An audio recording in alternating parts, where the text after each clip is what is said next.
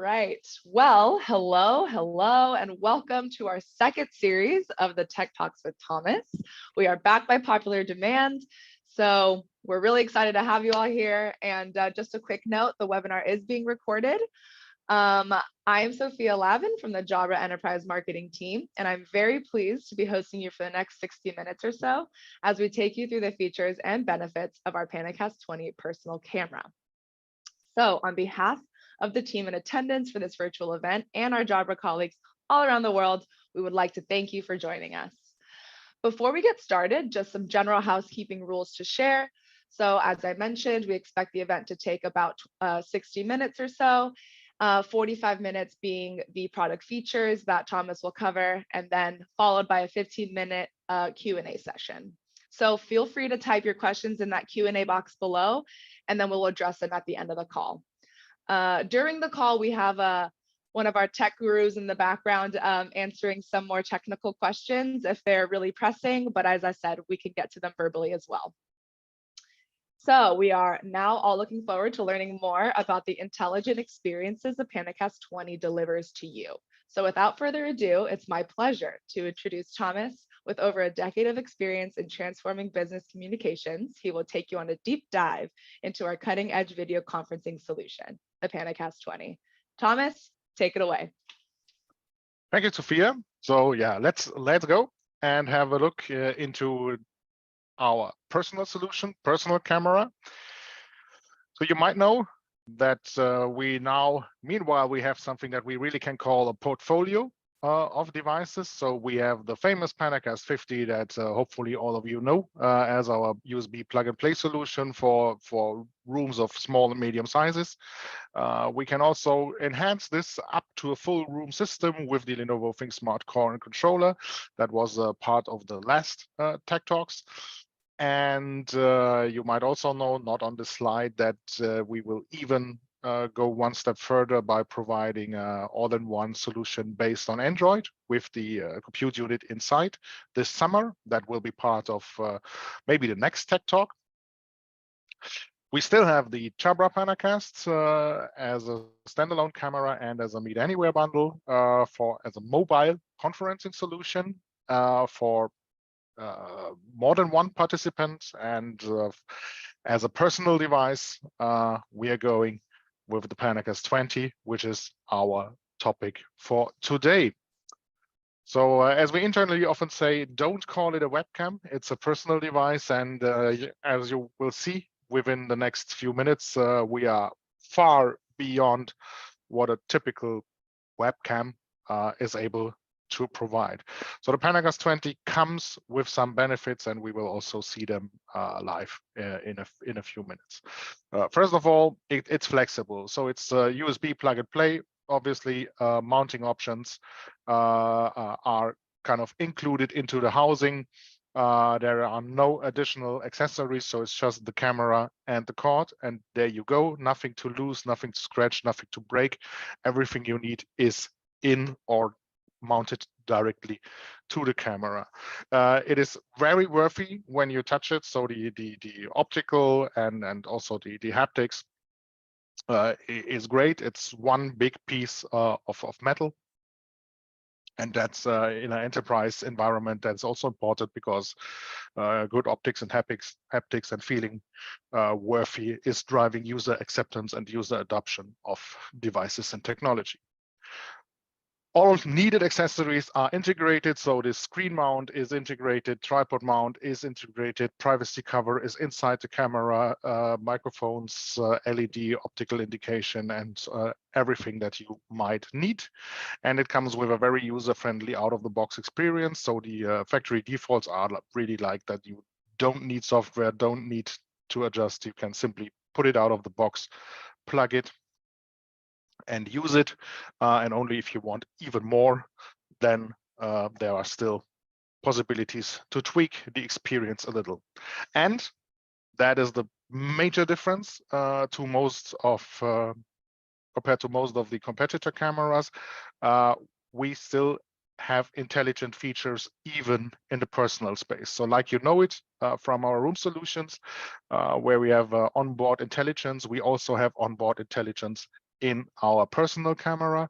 So the camera comes with an intelligent AI chipset and is able to provide some additional features camera-based, so that they will always work with any platform and give you and your communication partners far end the best experience. So we have the intelligent zoom inside this camera, and we also have a picture-in-picture, and we have an additional third one that I will come in the second half of this event. Feature-wise, it's coming with 4K video quality. I will talk to that in a minute.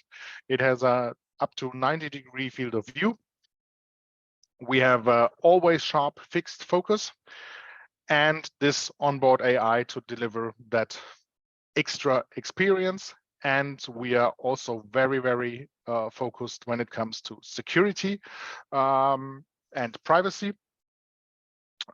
Like already mentioned, there is a privacy shutter.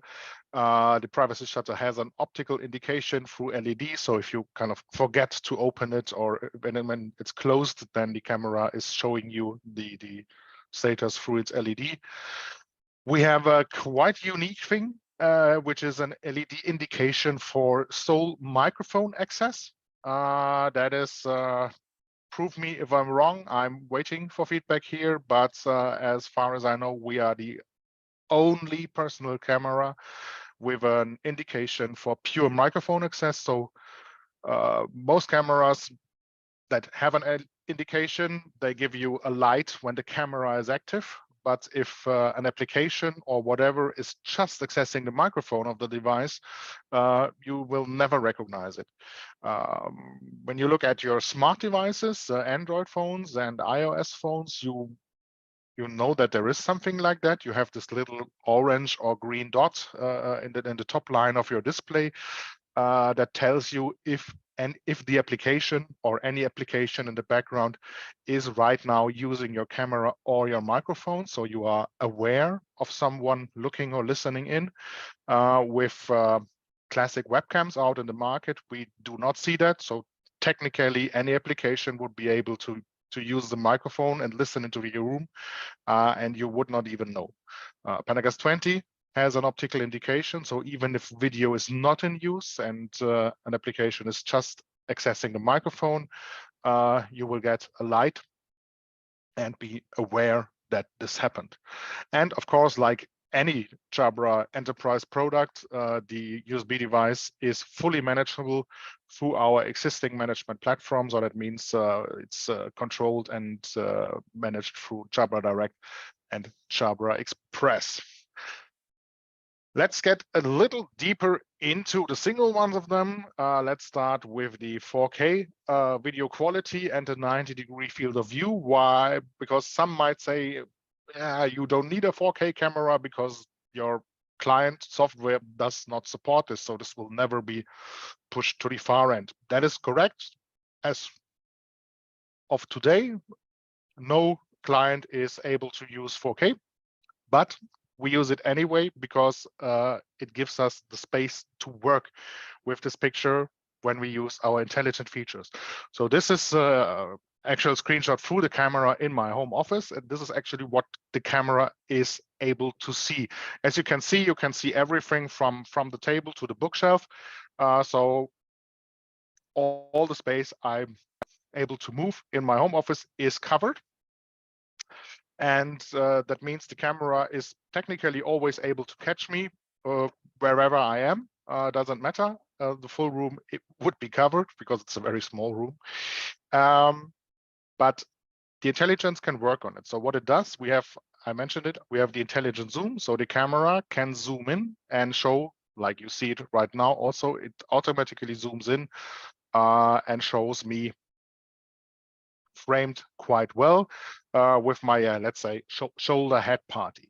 And if you have 4K and you zoom in by factor 2, that means that the remaining image, the resolution, the native number of pixels is still full HD.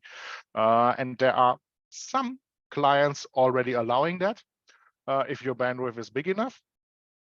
But that means if you use such a software, or if you use the camera maybe for other things than real-time communication, for example, podcast recording or whatever, then even when zooming in, you would still have native full HD or more.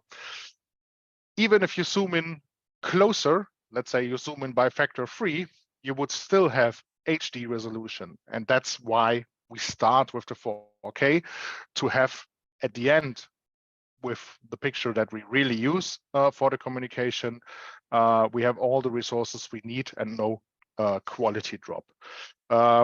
Just as a fun fact, even if we would zoom by factor 4, what we do not do because we only zoom by factor 3, even a factor 4 would still be 960 by 640, which is, I call it MS Teams on a very good day. So if you may have checked your Teams, if you click that three dots and then settings and call health, you actually see in real time what your MS Teams client is able to deliver. Zoom has a similar option where you can see what is actually delivered.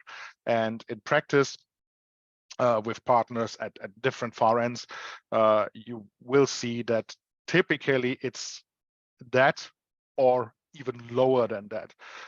So even a factor that is not supported would still be better than what most of the communication clients are supporting. And that means we are always able to provide the full quality without a quality drop caused by the actual device. So yeah, I would say it's maybe even cooler to see how this looks in reality. So let's make my own picture a little bigger. And yeah, this is now the intelligent zoom. It zooms on me. It shows me, yeah, as it should be. It's a feasible use of the total frame. If I switch off the intelligent zoom, that would be the whole thing that the camera is seeing in this room. But with the intelligent zoom on, it just focuses on me and is also following me. So this is something that does not happen only once. It's always working. So even if I move back, it's following me, and I'm even able to stand. So if I, for example, doing a keynote and want to do some more gesture or show something in the room or whatever, I can even stand up and walk and take now 2 steps back from the camera, and I'm still perfectly framed. So when I stand up, it's not showing my belly, it's still showing my face and my head shoulder party, which is hopefully the part of myself that people want to see. I already mentioned that there is even more things in. One thing is why we are using fixed focus. There is one very good reason behind, and this is something really I want to talk a little on. If you just Google without any other reference, if you just Google autofocus versus fixed focus, you might get results that tell you that autofocus is better than a fixed focus.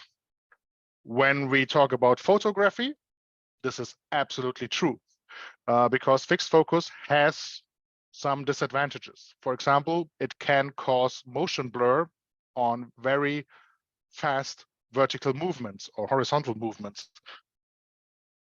But in the use case, when using it as a conference cam, there is no disadvantage because you do not have fast vertical movements, because typically you do not hold your video conference with, let's say, a Formula 1 track in your back or fast moving animals in your back. It's normally an office. The other thing is autofocus might have some advantages in picture depth, but the picture depth inside a room is limited because even a big room, every room has an end. So there is no infinity. It's always just a limited range. So the disadvantage on the paper does not exist in reality. But what do you do a lot when you're using a camera? Very, very often you're just showing things. You're showing physical objects. And what people normally do is they take an object and try to show it. So they hold the object and hold it into the camera. If you do that with an autofocus camera, and you place an object between yourself and the camera, it will need a few seconds for the camera to readjust. So the object that you're showing, in the moment you're showing it, it will not be sharp. It needs a while, then it will be sharp, but then your face in the background will be unsharp. Once you put the object down, your own picture will not be sharp, and it again needs a while to be sharp again. So it needs constantly to readjust what it does not need when you have a fixed focus, because whenever I'm showing you something, it's sharp from the beginning, and myself in the background is still sharp. Another small disadvantage here with most classical cameras is that when you show things, you're placing them typically between your own face and the camera. So whenever you show something, you are not visible. And that is the thing that we solve with the picture-in-picture. So if your use case or job requires to show physical objects quite often, you can use the picture-in-picture mode. And I just show you the camera controller of the application so that you see how easy it is to use. So I have now the intelligent zoom on, and I just, by clicking with the mouse, I switch to picture-in-picture.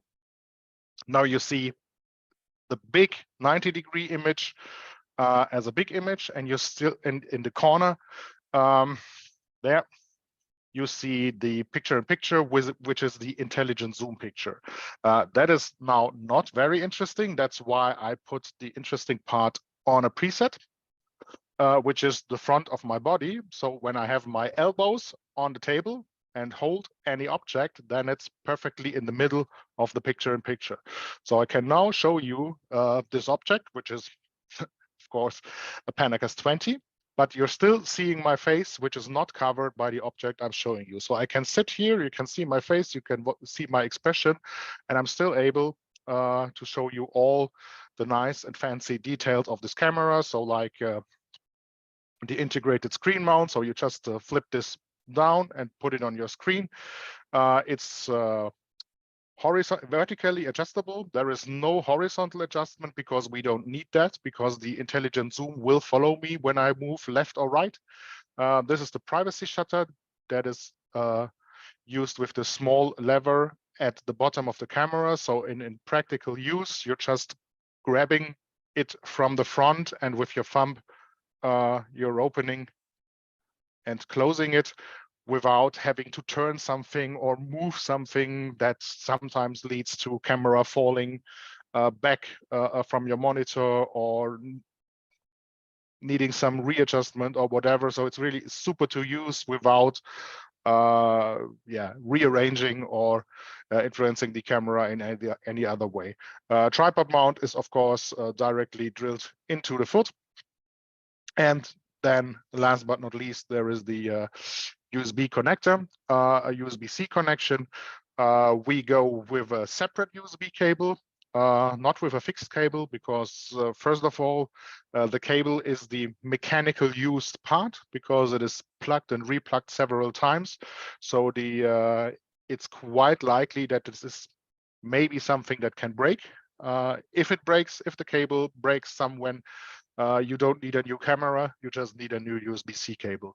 The other thing is that depending on your setup that you have at home or traveling or whatever, you can super simple replace the original cord, which is in the pouch, with a longer or a shorter cord. So for example, if you use the camera on a tripod and a little more away, you can simply attach a longer cable, or if you're just using it on the go with your laptop, then you can also attach a shorter cable and get rid of cable salad. So these are really some nice benefits of an extra cable as an accessory. So in the end, it comes with this nice pouch that has everything in. So there's the camera, it's the cable, and the pouch. And there you go, it's bolstered. So for traveling, you can always easy take it with you. And I absolutely love this pouch, because when you open it, it's like really like presenting an engagement ring. Whenever I show the PanaCast 20, people sometimes want to marry me. No, not really, but it's what I dream of. And once you're done, with showing whatever you wanted to show. You just switch back to the intelligent zoom, and there you go. So as you see, it's super easy, and also the adjustment, I put it on a preset. How did I do this? You can just zoom in, zoom out with the plus and minus button, and then move left and right and adjust whatever you want to show. And with save to preset, you can save it to preset 1 and 2, and this will also be saved on the camera. So on the preset 1, I have this part where I can show things without having to take care where I'm holding it. It's really, I have my elbows on the table, my arm length is fixed. So whenever I hold things, it's absolutely perfectly framed in the middle. And the other preset in this case is the 90-degree, but I could also maybe, if I had, now there's only a picture in this room or the other direction. If there was, for example, a flip chart behind me or something, or a whiteboard or any other interesting thing in the room, then I can also zoom in and adjust to that and save that as a second preset. And besides that, you can always freely adjust. So even without using a preset button, you can always use the pan tilt zoom how you need it. And there you go. And when switching back to the intelligent zoom, so it's not switching one thing off, the other on, it's really just toggling between these two, intelligent zoom and picture. So it's really, if you want to use that feature, it's really super easy to use. That is also just last but not least, or coming back to the fixed focus autofocus thing, that is also a thing why we kind of have to use fixed focus, because the picture experience requires that we show two objects, so my face and the physical object, two objects with different distance to the camera. They need to be sharp at the same time. So if I had an autofocus camera, I would not even be able to use autofocus, because one of the two will always be sharp and the other one will never be sharp. And that is another benefit of the fixed focus, besides the time you lose for focusing and readjusting. So this is really just the main things about the picture itself and the intelligence and the picture-in-picture. I already showed the privacy shutter and the other things. And now, last but not least, or that will be kind of the main part of this demo, I want to know something from your side. So we will do a small poll.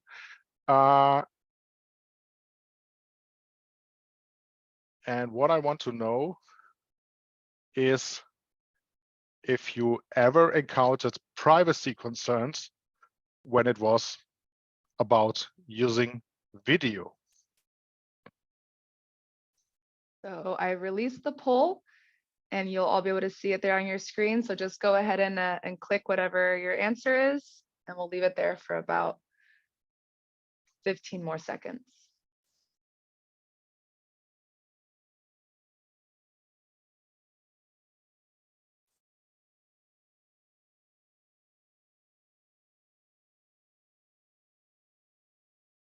All right, last call if anybody wants to get their vote in. Okay, thank you.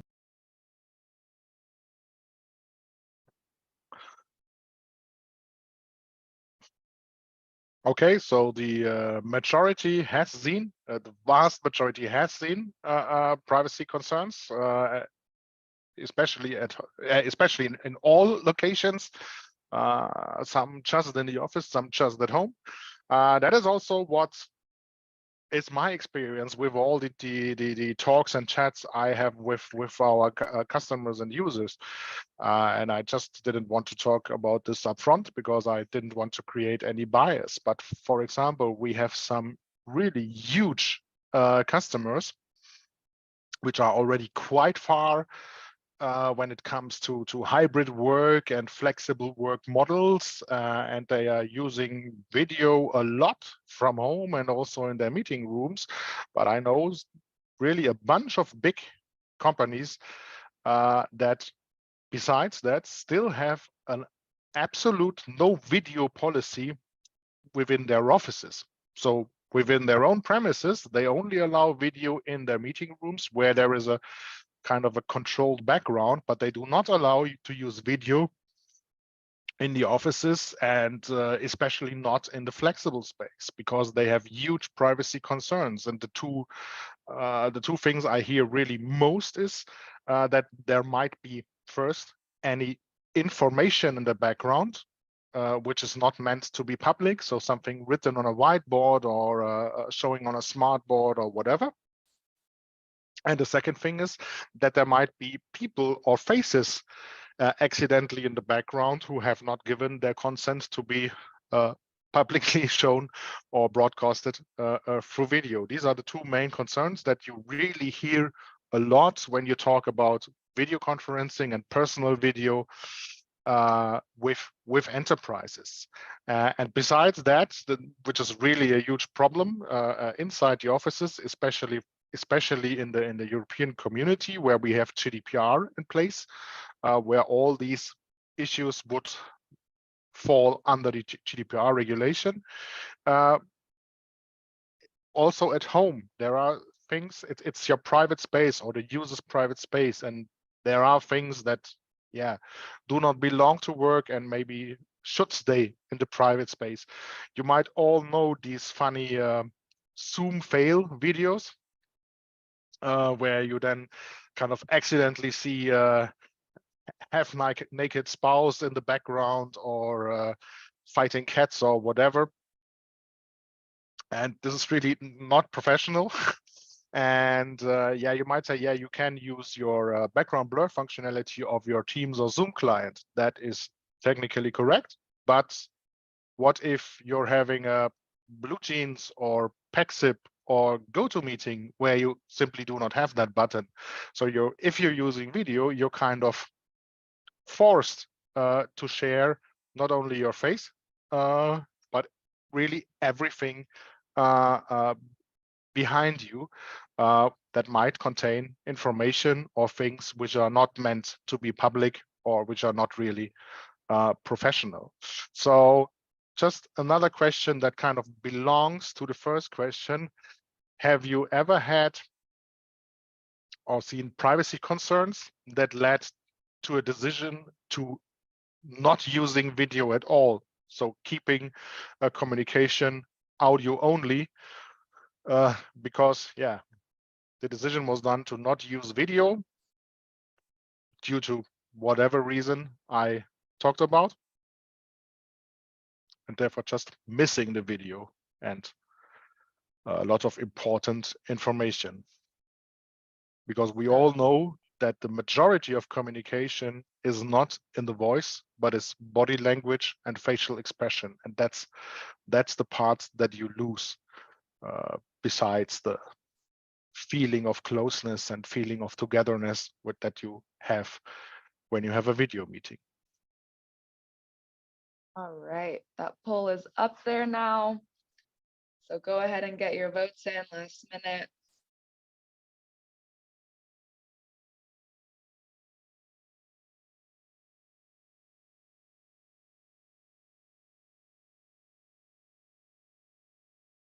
This is a very close race at the moment, so if you want to be a part of it, come on and vote.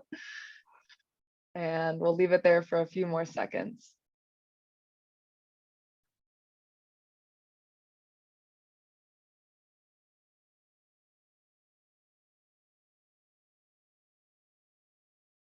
Okay, ending the poll now.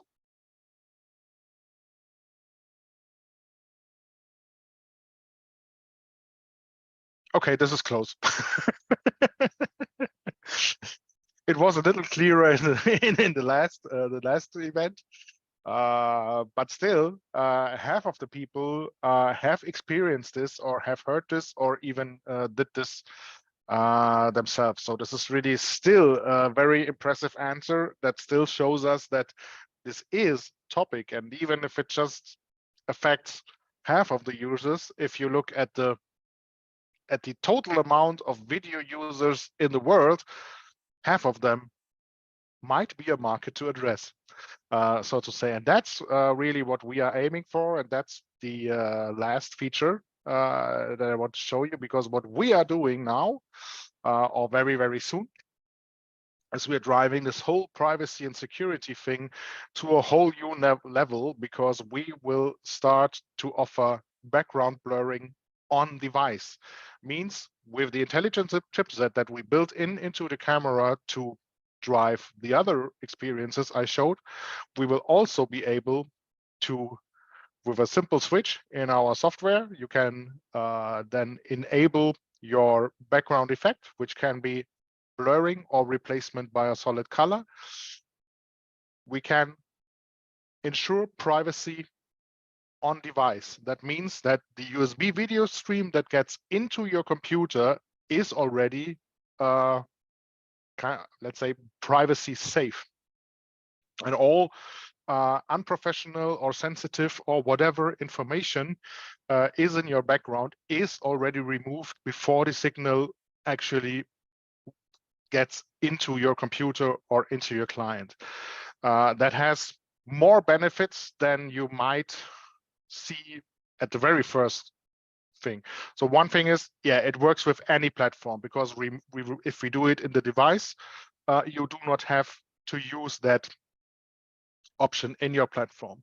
But even if your platform has the option, I think everyone, or the majority, already experienced that if you use background blur from client side, doesn't matter if Teams or Zoom, it really uses recognizable amount of processing power or CPU power. So if your laptop is not a gaming or not a super latest performance machine, but just a normal business laptop, you might already have seen this, that if you use a background effect in Teams, that all your other applications, they become kind of unusable. Like if you're the presenter and using a PowerPoint with animations, the animations are stuttering, or if you jump through an Excel file, you press a button and it needs 1 or 2 seconds for the field to change, and all these things. So really, if you've not experienced this, maybe have a little closer look next time you're using it, but it really uses lots of processing power, which can turn into a problem, because all the vendors are working on increasing video quality. But the issue is, if you double the resolution, you increase the number of pixels by 4. So if you want to do something with that picture, with that stream, and want to process that stream, it's not using the double amount of processing power, it's using 4 times the processing power if you just double the resolution. So if you switch from HD to full HD, you will need 4 times the power for the same picture processing than you needed before. And then that can drive even modern computers, maybe not over the limit, but close to the limit. Because another thing that we see, a trend that we see in business, is that computers are getting weaker, or at least not stronger, because your applications, like your storage, is moving to the cloud. This is a general trend. If you compare the data sheet of a laptop today and a laptop 5 years ago, you see that processing power has just increased a little.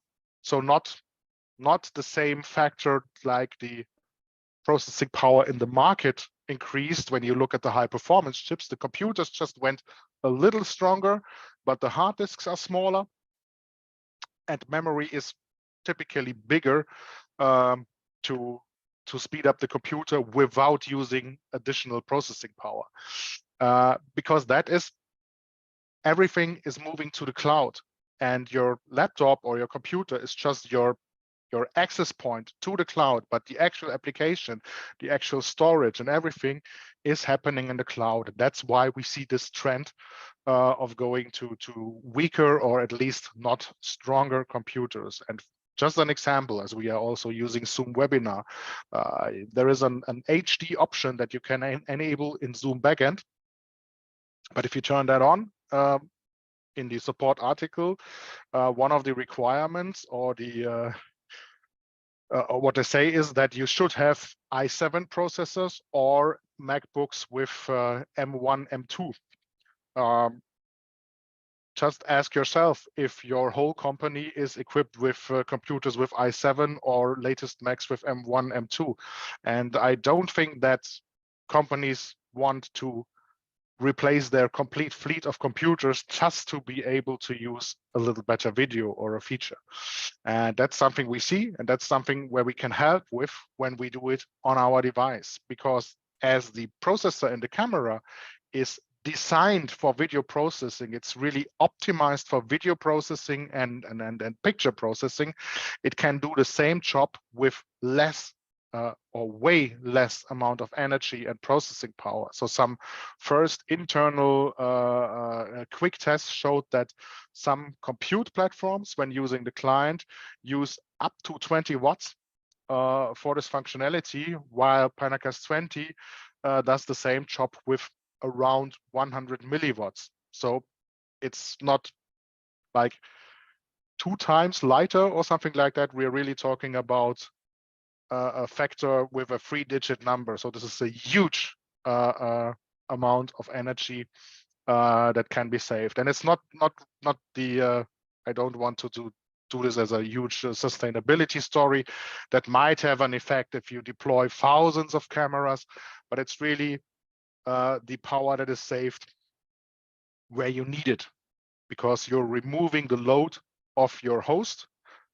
where you typically or very often do not really have the processing power. What we also already see, for example, with some software solutions, that they are moving the video stream to the cloud and do the processing in the cloud to remove the load from the host.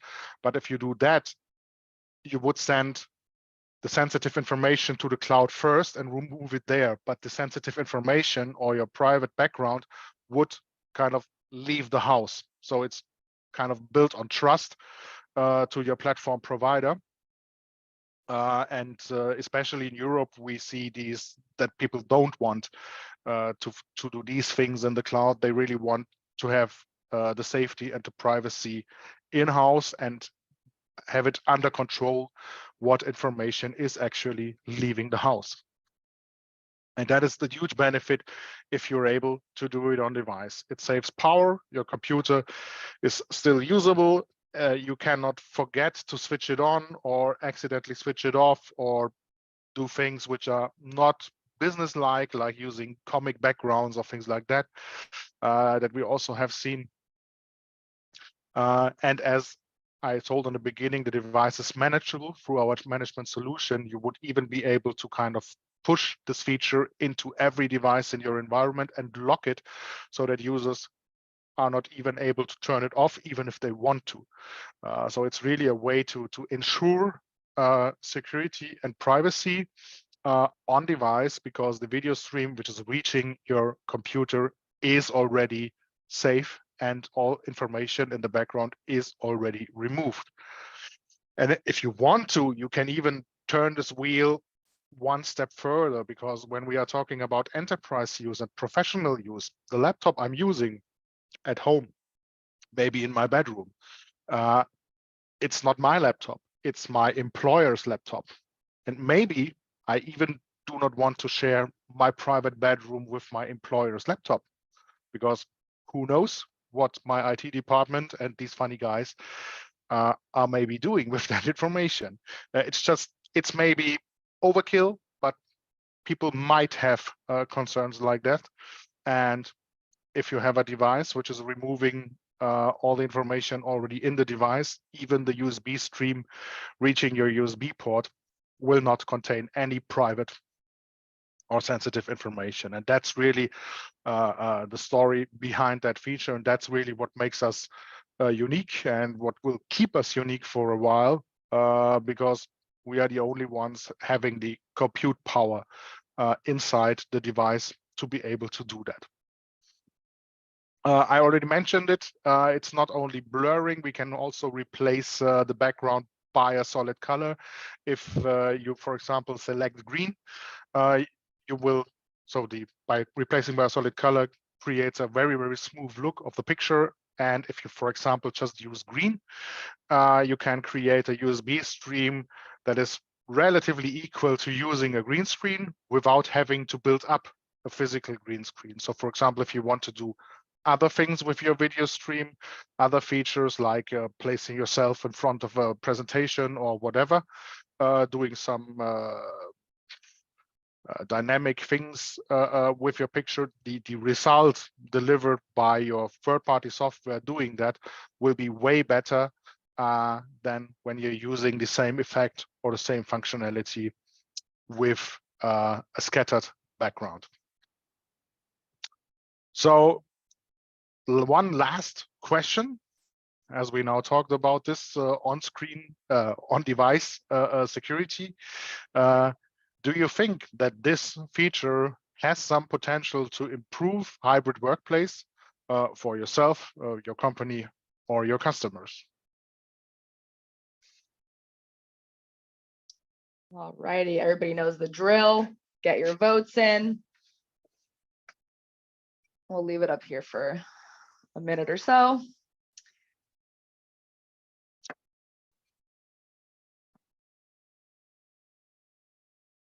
Let's see if it's as obvious as last week.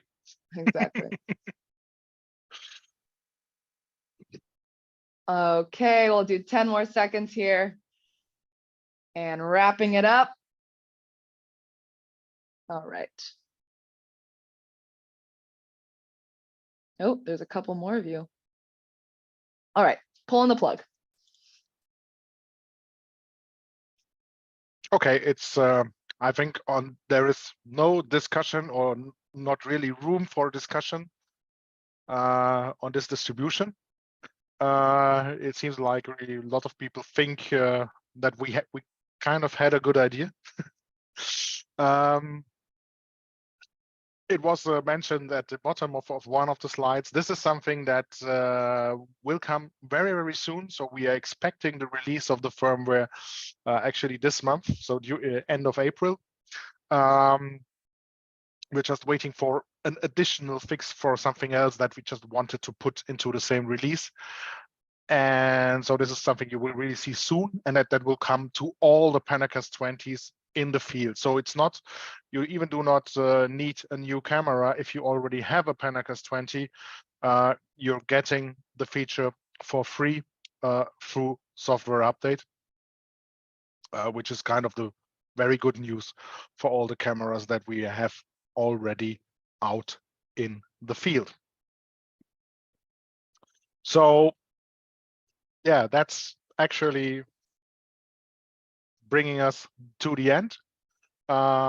Thanks for listening. Thanks for staying awake. And we are perfectly in time with our 45 minutes, and we have our 15 minutes of Q&A now. Exactly. All right. This is the fun part. So our Q&A today was thank you to all of you that contributed to the questions, full of very positive words. So we're very thankful for that. As far as questions, so does Jabra have software, Jabra Direct for Mac? And if yes, does it have the same functions? The answer is yes and yes. So the Jabra Direct software you see today is multi-platform. So the same software with the same functionality is also available for macOS, and it runs on, we always have a latest free policy, so it runs on the latest free macOS versions. Wonderful. As far as mounting options, so are there mounting options that are available that aren't just on the screen? From our side, do not have, at least not dedicated additional mounting options for the PanaCast 20, as the tripod mount that screw is a standard one. You would be able to use the table stand that we have for the Jabra PanaCast, but you can also use any standard third-party stuff that ends up on that 3/4 something inch screw for tripod mount. So it's the standard thing. So I know that when you go to the different vendors, there are kind of special screen mounts with a ball mount, or you use a tripod or whatever. So as we use the standard tripod mount, we open up the device for literally any accessory of any additional party. Wonderful.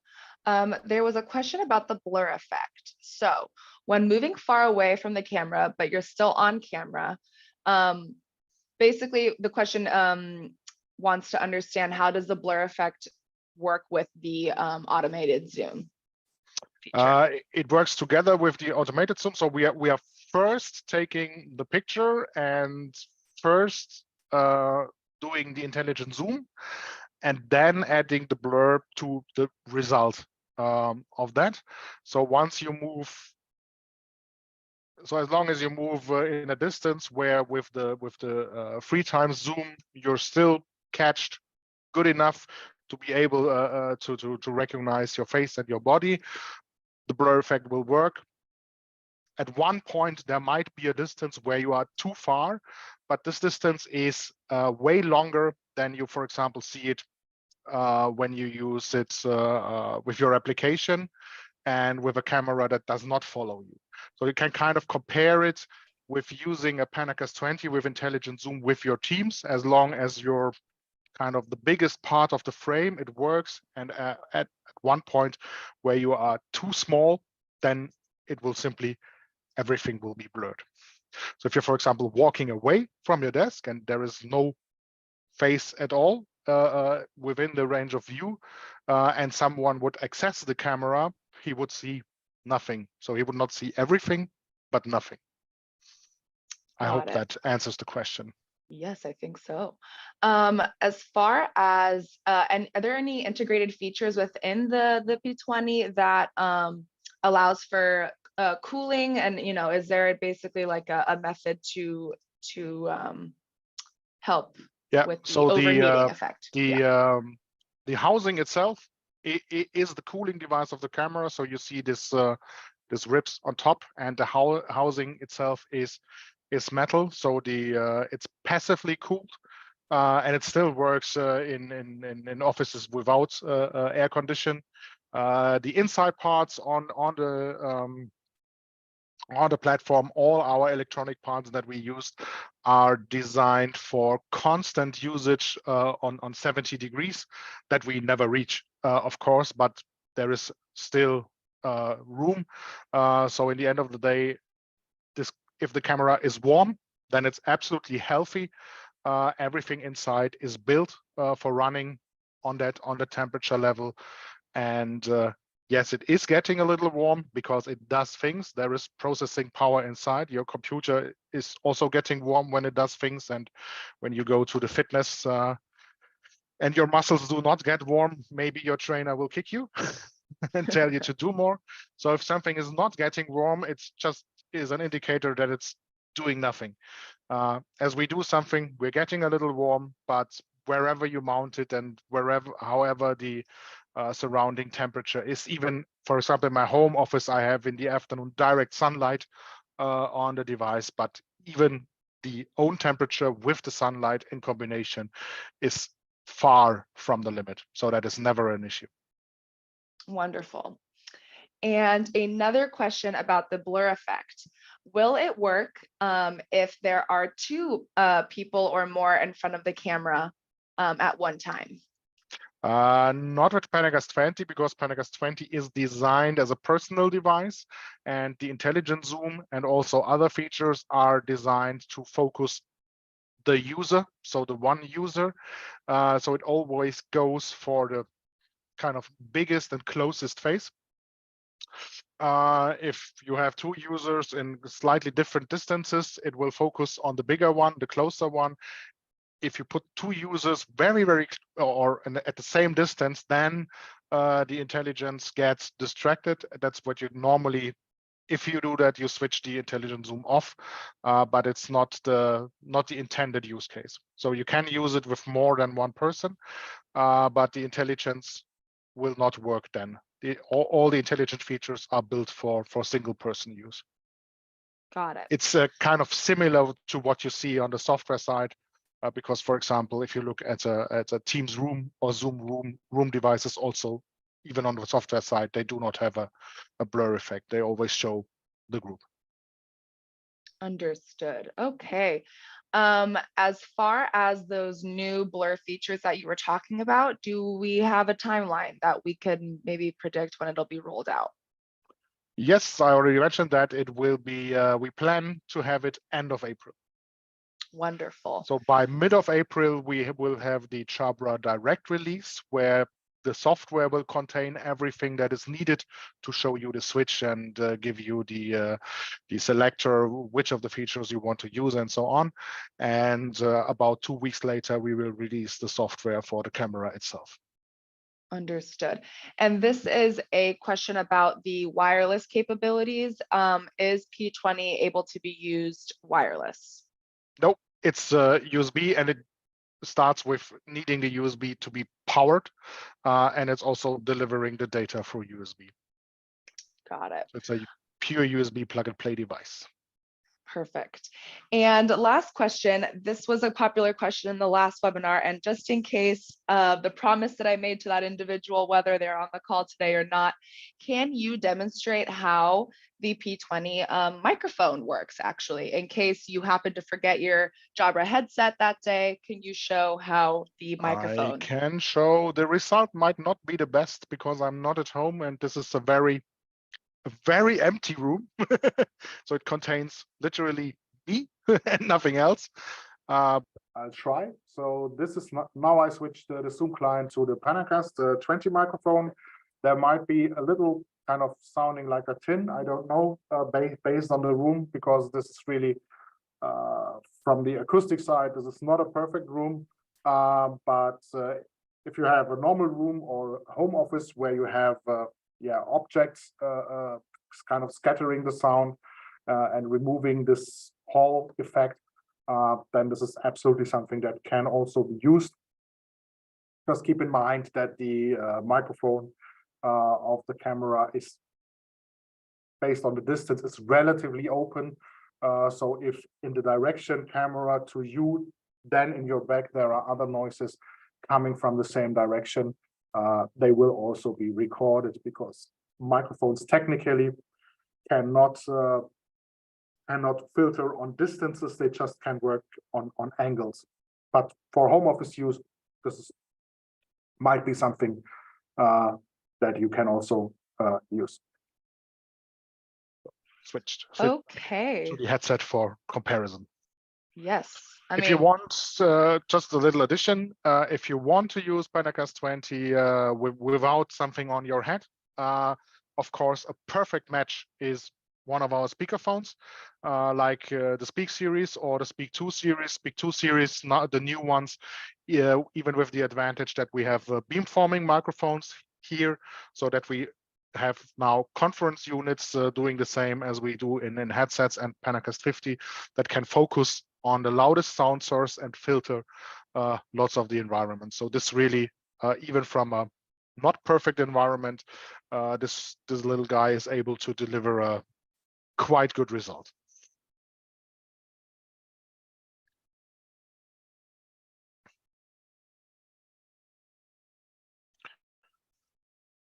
Cool. Okay, well, thank you so very much, Thomas, for everything. And we are so thankful for all of you that were able to join today. I will throw on the camera just for this goodbye, but thank you again. And I will see you all potentially in the next series of the Tech Talks. And please fill out the survey when you exit the webinar and let us know any feedback that you'd like for us to get back to. Thank you again. See you.